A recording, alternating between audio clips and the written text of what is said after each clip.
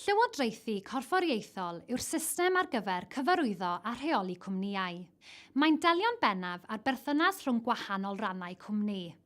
Y cyfarwyddwyr, y bwrdd a'r cyfraddalwyr, ac mae'n bodoli i wneud yn siŵr bod cwmnïau'n gweithredu mewn ffordd deg, gyfiawn a phriodol.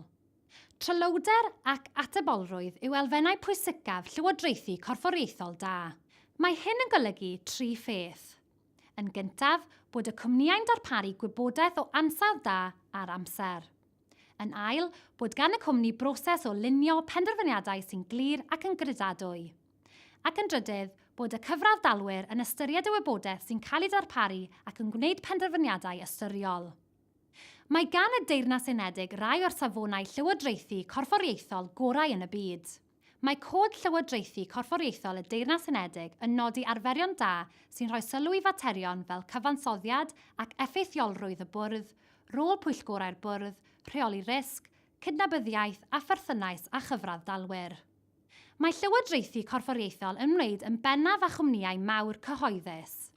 Mae'n gwneud synnwyr i fusnesau bach fod yn ymwybodol o'r egwyddorion a mabwysiadu arferion da o ran y ffordd y maen nhw'n cael eu rhedeg. Wedi'r cyfan, nad oes gan fusnesau bach fyrddau mawr yn gyffredinol na grwpiau helaeth o gyfraddalwyr, mae ganddyn nhw fuddsodwyr neu amryw o bartneriaid busnes sydd â diddordeb sylweddol yn llwyddiant a thwf y cwmni.